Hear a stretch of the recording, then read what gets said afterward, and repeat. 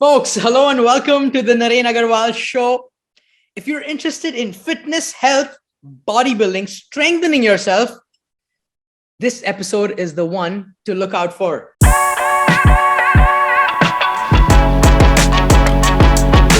With me, I have an international strength and conditioning coach. The gentleman I have in front of me, he is from Australia, but truly international, living in the US, working in the US permanently right now. He's the director of performance at Genesis Sporting Performance. He is also the director of sports performance at Hanover College. He's got a master's degree in strength training and conditioning from Liberty University. With me, I have Coach Alex Makin. Coach, how are you doing? Good, mate. Good. How are you? Coach, I'm doing very well. First off, did I get your last name correct? Yes, you did. You nailed it. Thank you. Coach, I am very curious to know about strength conditioning, etc., because I hear people telling me, hey, Naren, you need to focus on muscle building. I used to be like 85 kilograms, and then I lost a lot of weight, like about 20 kilograms, got a little fitter, started eating healthy. But then I lost a lot of fat, and they were like, hey, now it's time to focus on muscle building. And there's been some science that I'm reading up about how longevity, and if you want to age well, you need to have muscle on your body. So this is a podcast that's very close to my heart, and I want to learn a lot from you today. And hence this podcast. I might be asking you very silly, simple, basic questions because I want our fundamentals to be clear by the expert here. Is that okay? Absolutely. You fire away. Coach, awesome. Thanks. Coach, what is strength conditioning? What is strength? So, okay, it's a relative term, depending on the population you're working with. So you mentioned with yourself, sort of a large weight change, and looking at what we like to call for adults or non-athletes as a body recomposition or just body composition in general. So essentially, strength training is the longevity of allowing your body to handle your day-to-day needs. So if we look at it from two different perspectives, we're looking at it from someone like yourself who day to day, can you handle the demands of what your body's needing to do, whether you walk often, whether you cycle, whether you are just in a strenuous manual labor type job. We want your body to have the body composition to be able to handle the demands of what you need individually.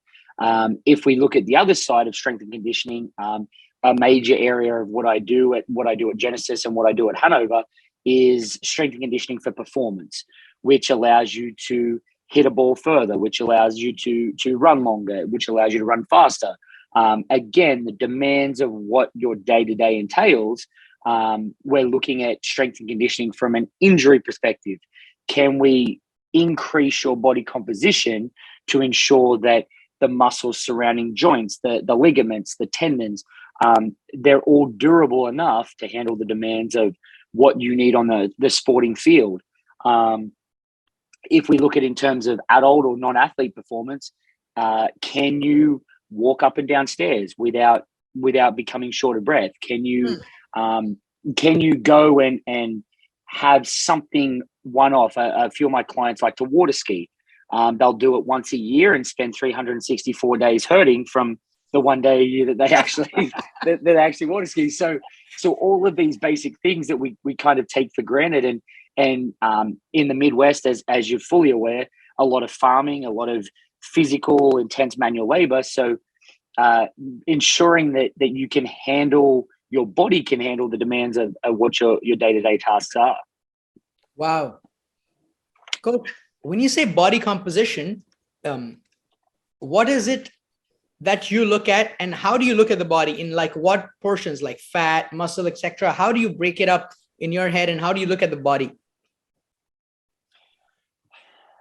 So I guess what we look at is how are you, if you look at it from a couple of different angles, how are you composed? Do you have a much higher percentage of body fat on your body, which obviously leads to a lot more conditions like potentially high cholesterol, diabetes, and sort of even as a smaller individual, we can have clients that are still classified as obese. So when we recompose or we change your body composition to increase your muscle definition, increase your muscle mass, we can create just a more efficient system. The heart, the lungs, we're able to allow them to work more effectively because essentially they're the engine to our body. So we're trying to ensure that as a human figure, we're able to work the most effectively that we can without having to put added strain on the body itself. Wow. Coach, in India, there's like a funny saying that if you want to earn a lot of money, like, if you can put hair on a bald man's head, or if you can get somebody who's overweight, I know fat is an inappropriate word, but in India, people use it. No worries. So somebody's fat, if you can make them lose the fat, you can make a lot of money. Essentially saying that these are two very tough tasks. And if you can do this, you would be well rewarded. So much out there about, losing fat, obesity. Is strength training also focused on losing fat, or is it just about gaining muscle? It's kind of a hand in hand. So we with that recomposition conversation, we look at starting to minimize the fat composition of the body, which then there are a lot of misconceptions is if I lose fat first, then I can gain muscle afterwards. But it's not unrealistic to lose fat while gaining muscle. And overall, that's where we sort of have to look at it as a hand in hand. So what we see many times is, with a lot of our clients is they lose large amounts of weight and then they try and eat more to put muscle on, but that in turn they find they do it incorrectly and they're gaining that fat back. So it's this seesaw, this ebb and flow of I'm overweight, I'm underweight, I'm overweight, I'm underweight, rather than kind of a progressive system of recomposing and transitioning sort of fat into more of that muscle definition, which allows them to kind of piece by piece transition how their body looks, how their body feels. And again, it's a much longer process. It's a much more timely process. You have to be significantly more patient than what you would with, hey, I just lost 10 kilos in a month. We find, like I said, that seesaw effect of I lose a lot of weight, I gain a lot of weight, I lose a lot of weight, and people become unhappy. Seasonally, it happens a lot. In the summer, people get motivated to get outside and they start to move around. So they find that they lose a lot of weight very quickly. By the time winter hits, as I'm sure you're aware, you stay inside a little bit more often. You like to eat a little bit more often, more of that comfort food. You bundle up, you stay warm, and that's where we kind of go into that hibernation mode. So then you spend the whole of summer trying to get back what you gained over the winter. So yes, it's definitely one of those hand-in-hand conversations that you have to be looking at minimizing the fat component of your body while maximizing that muscle component. Well, Coach, what is the ideal range of fat and muscle composition we should have on our body if we're athletes or non-athletes in general? And I know it differs for men and women, and now of course, there's not that binary way of looking at things, but anyways, for a human being. So it's going to differ. I mean, obviously, in terms of performance, your athletes are looking to have a lower body fat percentage. I mean, a typical athlete can run anywhere between 8 and 13% for a male, 13, 14, 15% to 20%, 21% for a female as an athlete. And obviously, as a day-to-day human, we're not necessarily expected to be as lean as that. But if you were to look at sort of for males, a 15 to 20% window, females, based on physiology, looking at 20 to 25% for females, maybe a little bit higher, but I would say sort of anywhere within that 10 to 25 range, athlete or otherwise. For me, that's something that I I would definitely kind of target.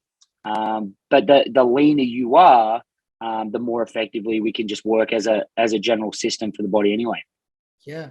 And I also think, coach, that it's so important.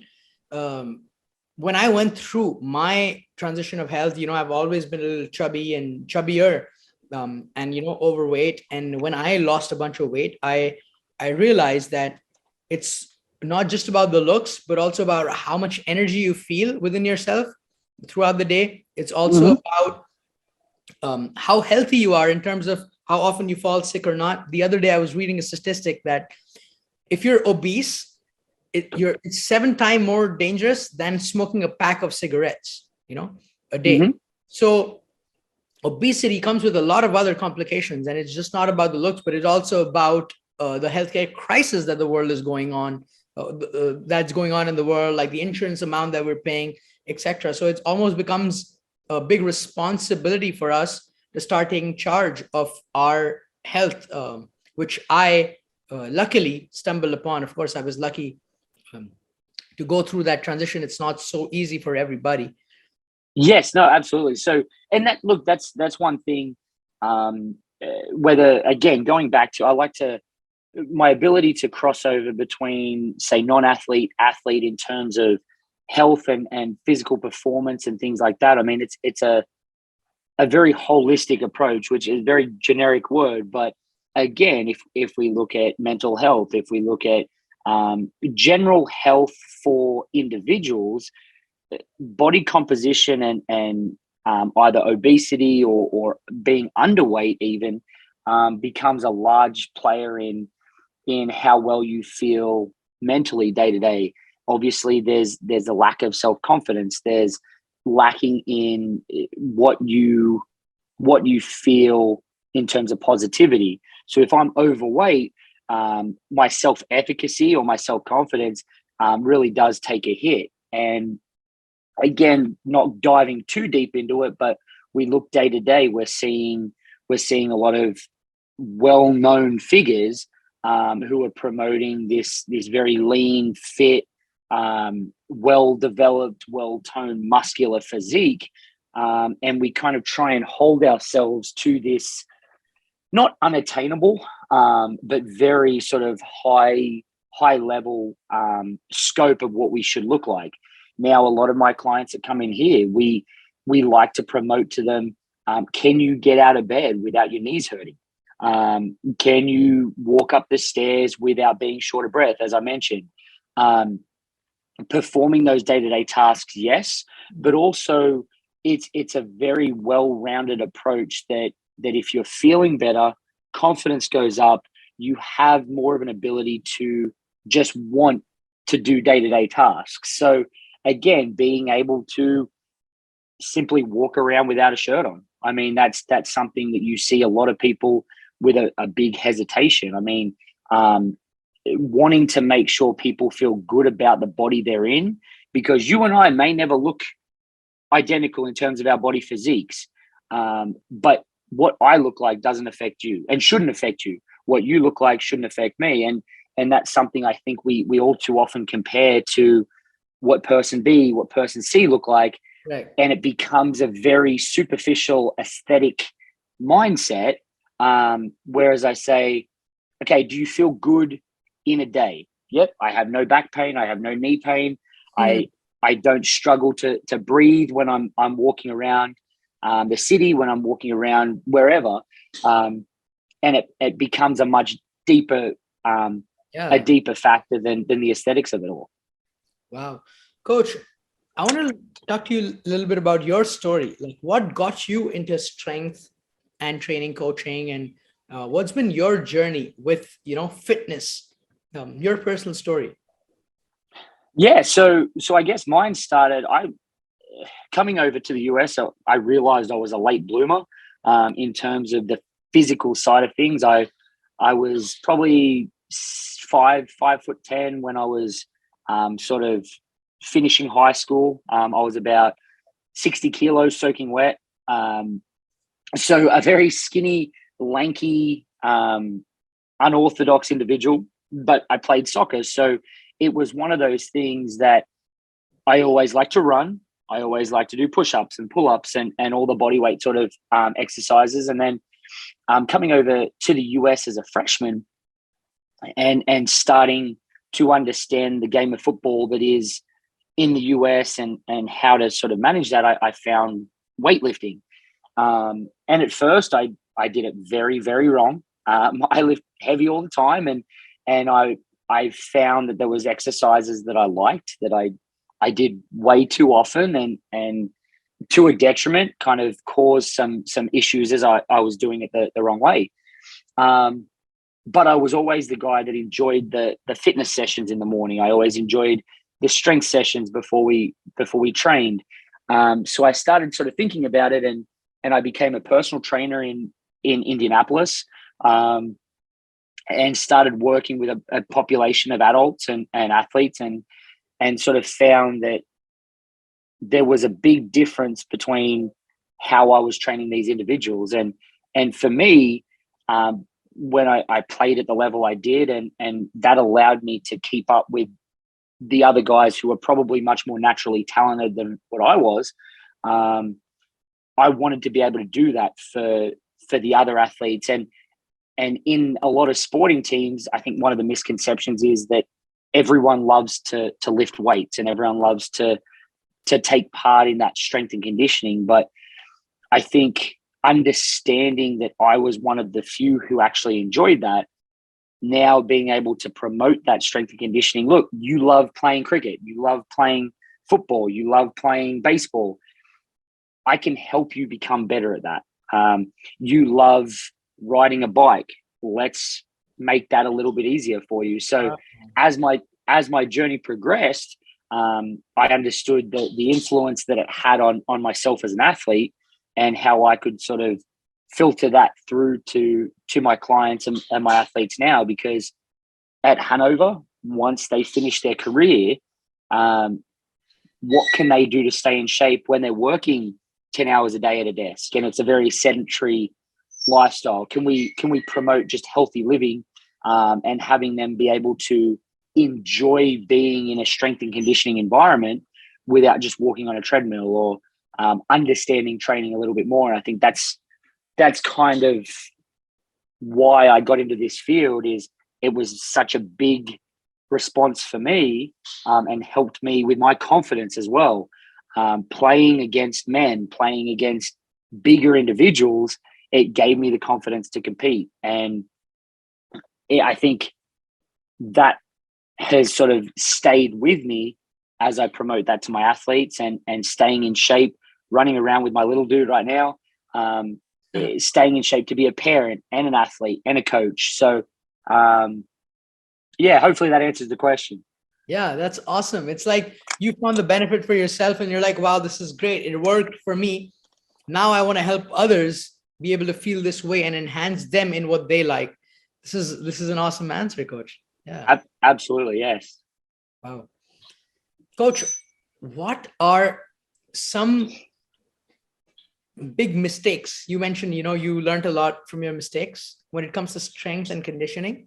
Some big mistakes you see people are making out there, and you're like, whoa, red flag, like do not do that at all. Like, what are some big mistakes? Because weightlifting, bodybuilding, strength conditioning is becoming popular around the world, and a lot of people are getting into it without the proper knowledge, like you mentioned.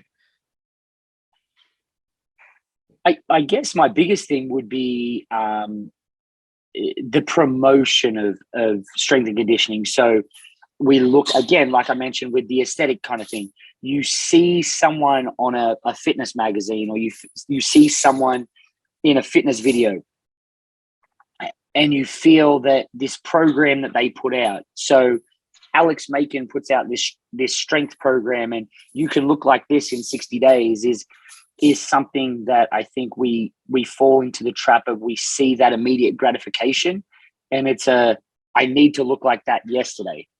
And it's not as simple as that. And I think people see the next silver lining of something, or they see the next shiny object, and they're like, I've got to jump on that. I've got to jump on that. And we see that with nutrition. We see that with fitness. We see that with strength and conditioning. Strength and conditioning and fitness is not always the most fun. It's not always the biggest and the best and the most enjoyable. But what we do need to understand, and if I go back to the kind of the no-nos, is don't jump from program to program. And I think that's one of my biggest things is everyone sees a 2-week. Well, why am I not changing? Well, we've done 7 different programs in the last 6 months. So let's stick to one.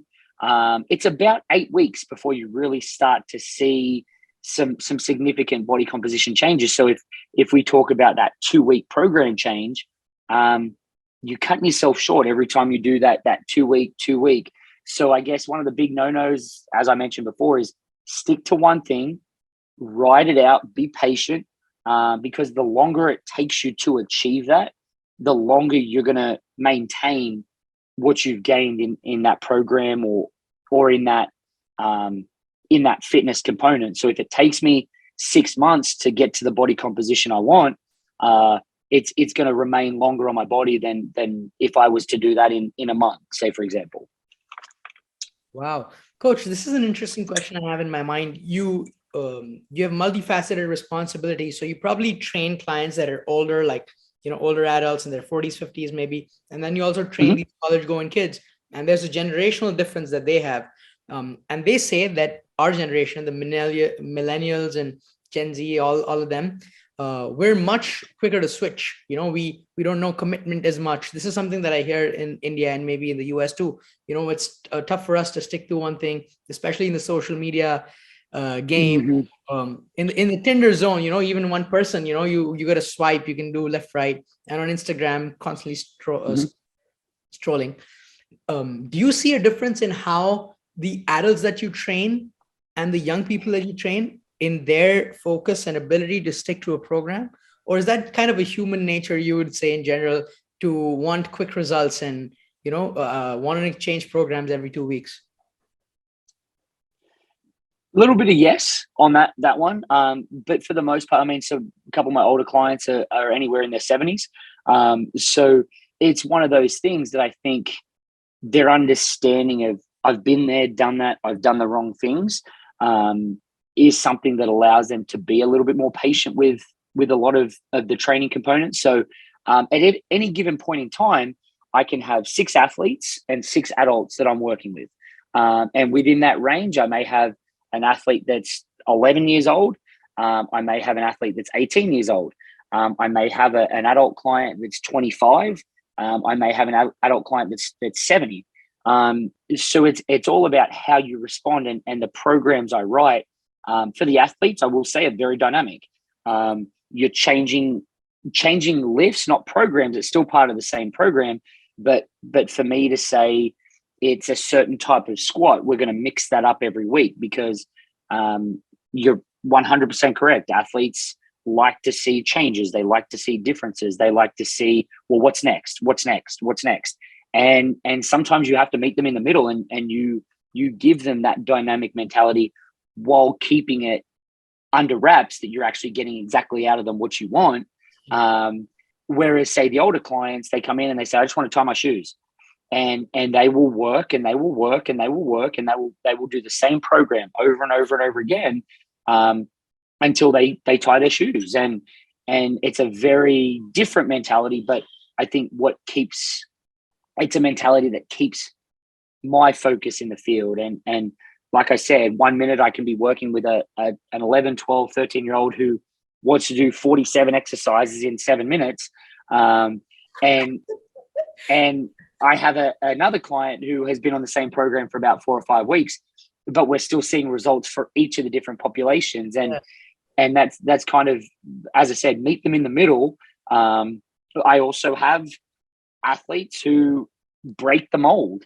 I have athletes who like the same program. They want to see their progression across, and that's 13, 14-year-old kids. And then I have 70-year-olds, 60-year-olds that are like, let's go. Let's move through this. I don't need a drink. I don't need a rest. I'm a busy individual. Let's get going. So again, the dynamics of it all is kind of what keeps it fresh. But it, as a general rule, the adult clients kind of have a little bit more of a focus on longevity, whereas it's kind of reining in the athlete and the younger population to to kind of be patient with where they're going. Nice. Coach, what percentage would you give importance to nutrition and diet? Because I know these are two big things, right? Actually going to the gym, working out, and the physical work that you're putting in, and then the food, the intake, the fuel that you're putting in, the diet. What percentage of weightage would you give to each of them when it comes to getting successful results in strength? I mean, for lack of a better term, I'd probably say a 50-50. I mean, you think of the nicest car, you think of a Ferrari or a Lamborghini, and if you guys have it over there, kind of the E10 fuel, the sort of the bottom. Yep. And everyone goes for cheap, right? Everyone says, well, E10 is X amount of cents cheaper than what the premium is. And if you have something like a Ferrari or a Lamborghini, or in this case, as you've seen many times, an F350 Ford truck, it's one of those things that you expect to get out of that vehicle the gas that you put into it, right? So if I'm going to fill my tank with orange juice, it's going to get me so far. And that's how I look at it is you can be at the younger ages, you can eat whatever you want and you will see your performance continue to increase little by little. But I think the understanding of what you can do when you change and when you really hone in your nutrition, very few people will understand that because very few people can stick to that structure. So I think nutrition becomes highly important, not only for the aesthetic side of things, but just internally in terms of, as I mentioned before, cholesterol levels, diabetes. You can be one of the most healthy looking individuals, but when you go back and you get blood tests and you start to see the inner workings of lipid levels and triglycerides and all that sort of stuff, you start to see that you're not quite as healthy internally as what maybe you first thought. And that's why you look good, but you're lacking energy, or you're lacking motivation, or you're lacking all these different things that prevent you from working out because the fuel that you're giving yourself is not beneficial to optimum performance, if you will. Yeah, I remember doing this Tony Robbins course on health, and he put it very well. He said, there's two things. There's like you're fit. You can have a fit body, which means it can do things. It has the muscle power to lift things and et cetera, et cetera. And you can have a healthy body, which means all your systems, the nervous system, the cardiovascular system, everything is functioning well, very optimally. And we often get these two confused. And I think exactly that's what you're saying, that you can have some looks, external looks, but inside you can also have things that are going wrong. And it's important to take care of both. Absolutely. Wow.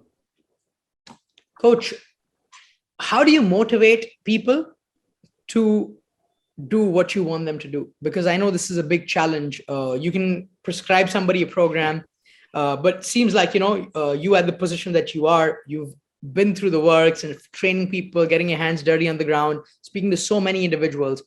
What's your way of motivating people and getting them to follow the program and follow through?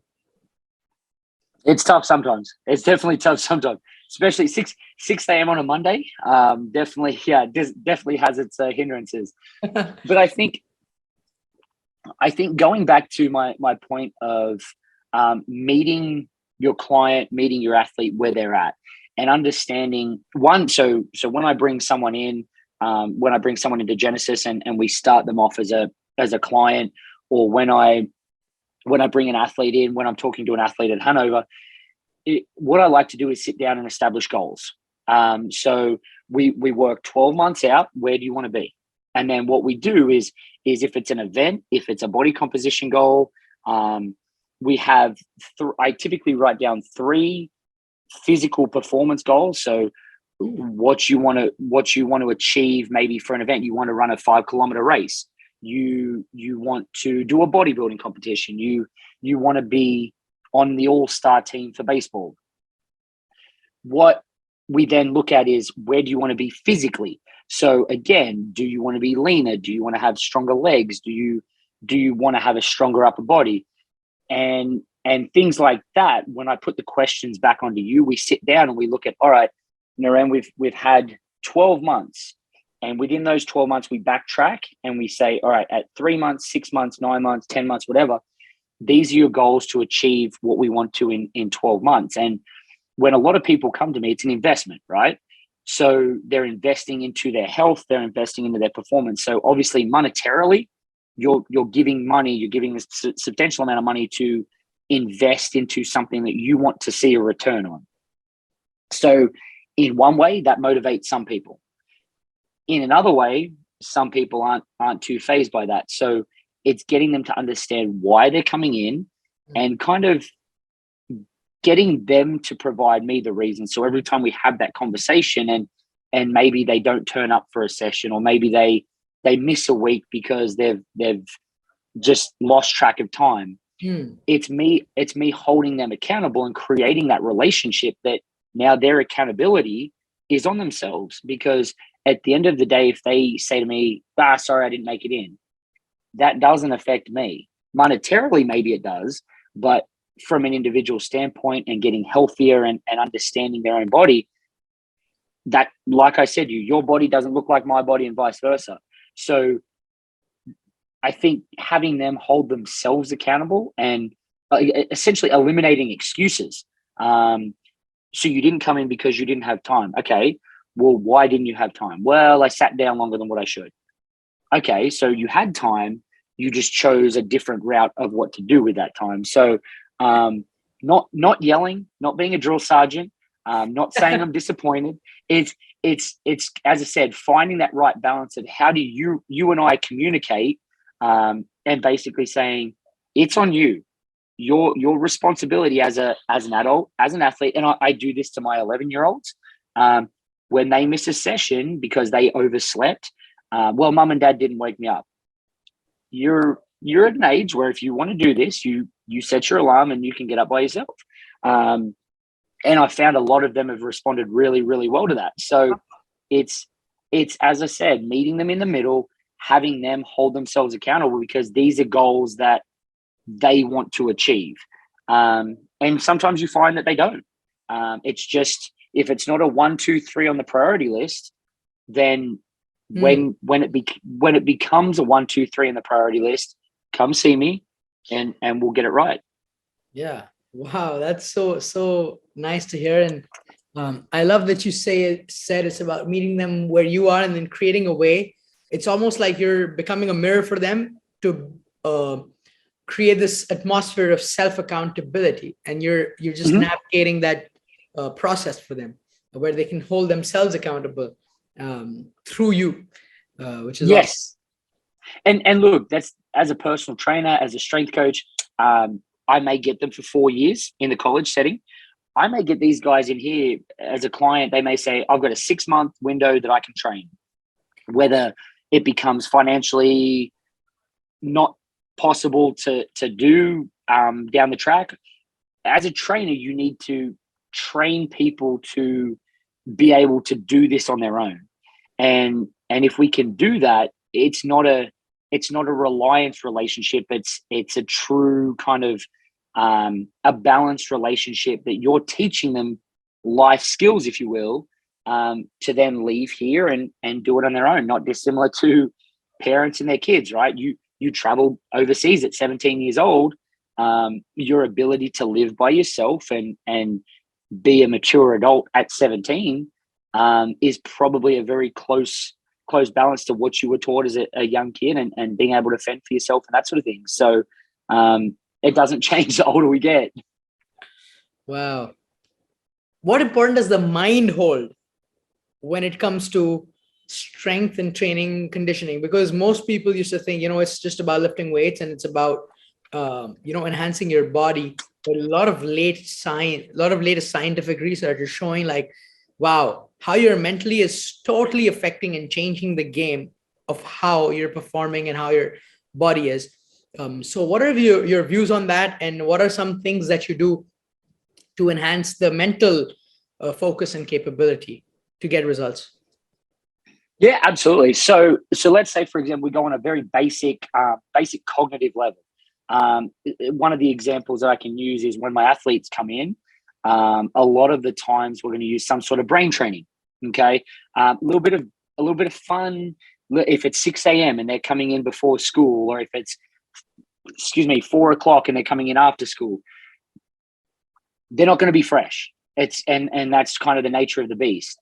But we might do a cone game, or we may do a reactive game that allows them to respond to different stimulus. So you and I pair up and we're facing each other, and I have to do exactly what you do. So reactive components that allow me to react, respond, and just get myself thinking. We play head, shoulders, knees, and toes. I'm sure you've heard of that game before. And then we work on taking a ball on a different cue. So it might be an odd number or an even number, not necessarily go or stop. And that kind of gets them into the mindset of, all right, this is go time. Nice. On top of that, I think one of the biggest things is comfort.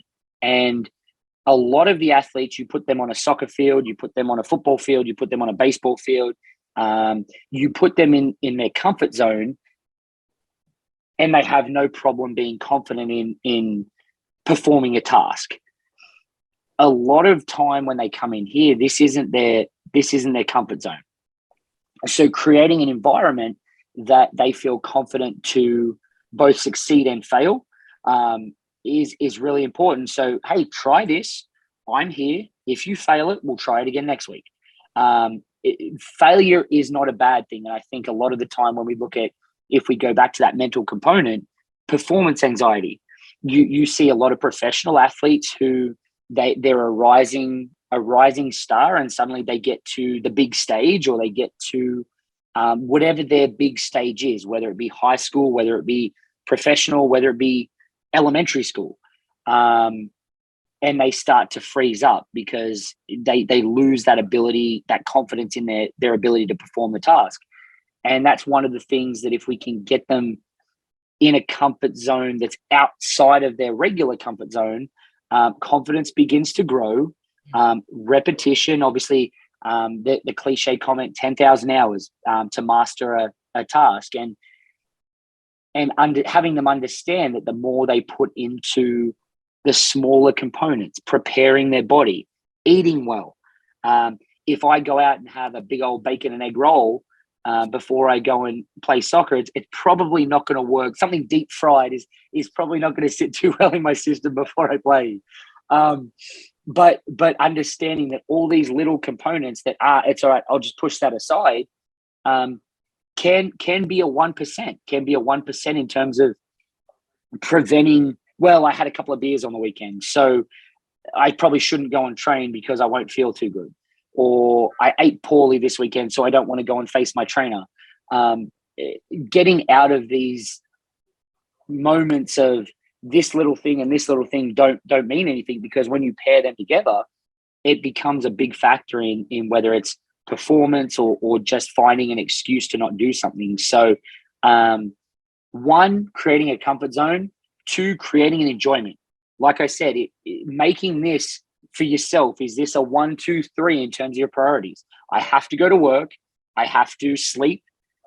What's number 3? I have to have time with my family. So the work-life balance, the sleep balance. I have to sleep to make sure I'm healthy.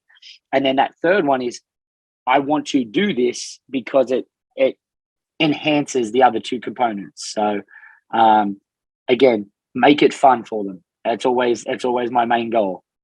Love that. It's like you want to settle the mind down so that we can work on the body.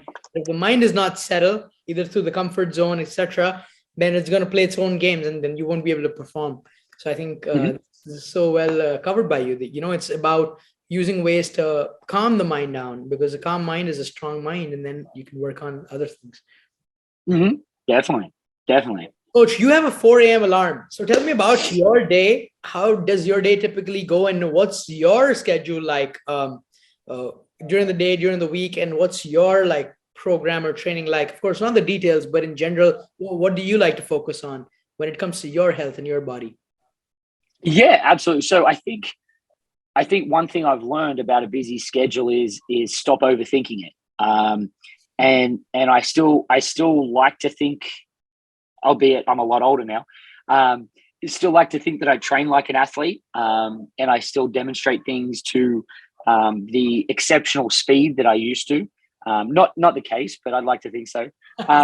But it's one of those things where I've simplified it. I've simplified my workouts. I've simplified the programs I write, and simplicity has made things a lot easier. So when an athlete comes in, I've got their program set up.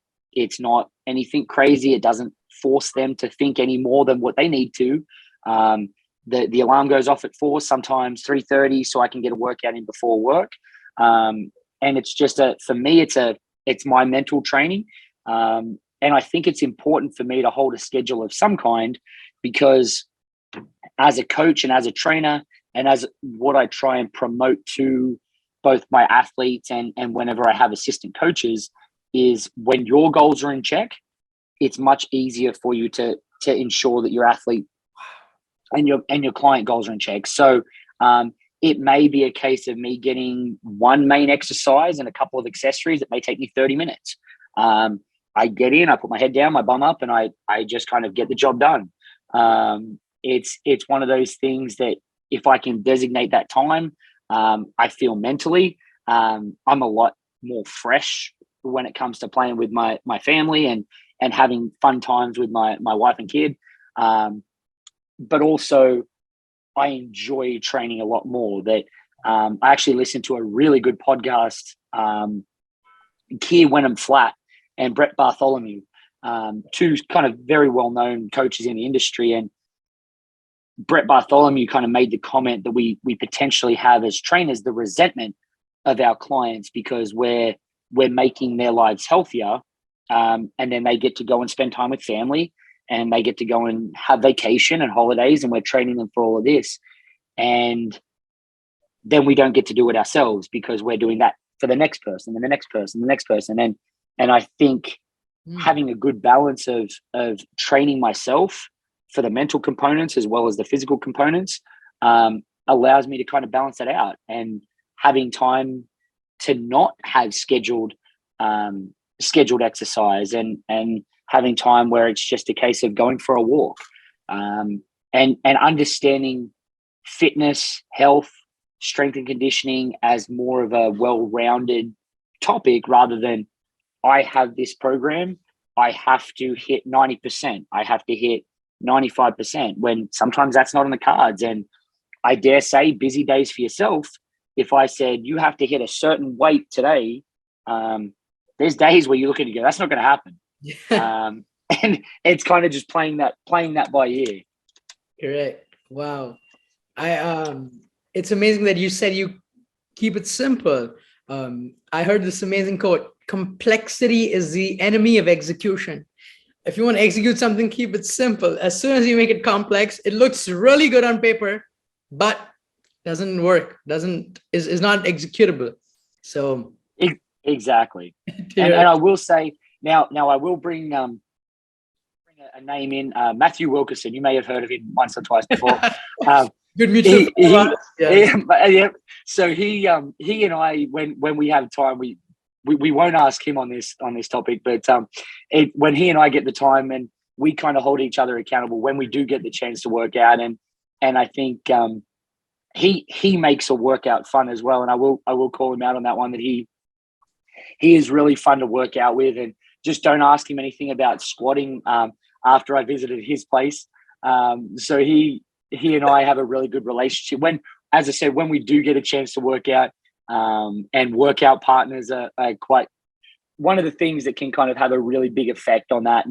And I find my workouts are better when I have someone like Wilco that push me to kind of get out the realms of what is this, and kind of broaden that it can be different, and kind of just winging it at times as well. Yeah, that's powerful. That's really powerful, Coach. What are some big myths about strength and conditioning that you notice? Like, things like it'll make you not flexible. Is that true? Or things like it'll make you too bulky. So people like kind of avoid the gym and avoid lifting weights. What are some big myths that you've seen and you would like to bust right now? Yeah, I mean, that's definitely one of them. Is that weights will make you bulky. Now, you and I could be on the same program, and if I eat more than what I need, I'm going to gain weight. If you eat less than what you need, you're going to lose weight. So they can be the exact same program, and kind of pairing that with the nutrition is what's going to determine whether it's a weight gain program or a weight loss program or a body composition, basically a deficit or a surplus. I think one of the main myths as well is that training heavy is bad, and that alludes to what is heavy for you. So, what is heavy for you? The bone density relies on stress.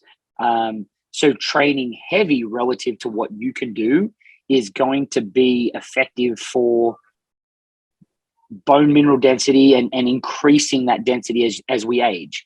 But not dissimilar to nutrition. If I eat the same food every single day, if I have a donut for 3 meals a day, every single day, that's not ideal. If I just lift heavy every single day, 3 times a day, every day, whatever it may be, that's not ideal. So I think it's just understanding that lifting a certain way or eating a certain way, yes, it's going to be bad if not in moderation. But understanding that if I do some strength training, if I do some flexibility, if I do some cardiovascular work, if I do some jumping, in moderation and as part of kind of a well-rounded program, none of those components will have a significant detriment unless you're performing them wrong and you're doing it too often. So I think it's really important to understand that you're not just supposed to do one style of training. If you like to do CrossFit, do CrossFit. If you like to run, then run, but don't go all into something and just invest into that one thing, because at some point there's going to either be a burnout or potential for injury. Understand different training components and how they can help, how flexibility can help endurance, how strength can help endurance, and just making sure that we're open-minded to different styles of training.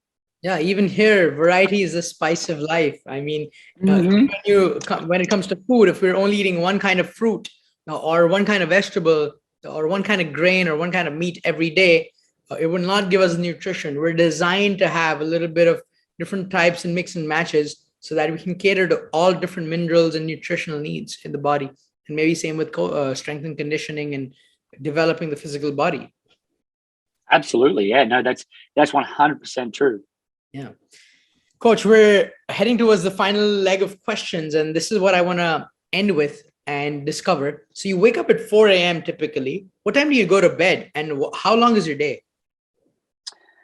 So being sort of on the training schedule, we work outside of the regular work hours. So let's say you have a regular 8 to 5, 9 to 4. Obviously, my clientele are either going to look to work other than your non-traditional shifts, anywhere 6 a.m. to 9, 10 in the morning, and then back again at, say, 2 o'clock for kids finishing school and people finishing work, so till 7 o'clock at night. But a typical schedule between Hanover and Genesis would be sort of first session at 5:30, 6 o'clock in the morning, running sessions through till about 10:30. Then starting up again with individual sessions at 1:30, 2 o'clock. So a regular 8-hour, 9-hour workday just span across 12 to 13 hours. So bedtime, depending on what the little dude decides. If he decides he's tired, then it could be 9 o'clock. If he decides he's ready to party, then it could be 11 o'clock. So depending on what time he's slept through the day, and honestly, depending on how long I've seen him for that day, but if I don't get to see him, then I'm usually up a little bit later trying to spend a little bit more time. But again, anywhere between 9 and 10 o'clock is the usual bedtime. And then the wake up. I'm definitely much more of an early bird, and habitual looking to go to bed early, even on a Friday night. I understand I don't have to get up on a Saturday, but it's one of those things. I just look at the time and I'm like, instinctively, this is my body clock. So, but yeah, look, as a trainer, you get used to the balance. I mean, somewhat, you get used to the balance of what the hours are and how your body responds to all of that. Wow, that's amazing, coach. That's almost like the perfect circadian rhythm recommendation of waking up and sleeping. In India, you'd be interested to know, maybe there's something called the Brahma Muhurtam, which happens around 3:40 a.m. in the morning. And what it's called, it's like the celestial hour, the Brahma Muhurtam, the hour of creation. And it's kind of like an old story. And that's the time to wake up in the morning. And that's the best time to meditate and do whatever, like start your day. And it's really powerful. So in fact, about 2 years ago, I went through this huge process for about dedicatedly 7-8 months, where I learned a lot of things and I was implementing things in my business to put it on autopilot, to bring the operations of the business down, the management of the business down to 1 day in a week. And for that stretch, I used to consistently plan to wake up at 3:30, 4 a.m. and start my days at 4 a.m.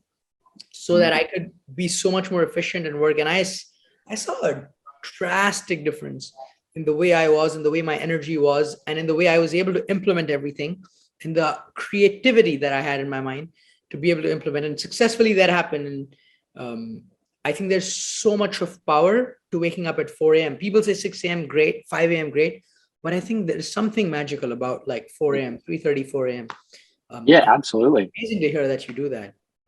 And no one else is awake at that time. So you don't get hassled, you don't get bothered, you're not getting, I find a lot of the people I work with and a lot of clients and a lot of athletes, by the time 9, 10, 11 o'clock hits, that's when they're in their full go mode, your traditional schedule, right? So you get a lot more emails, you get a lot more texts, you get a lot more phone calls.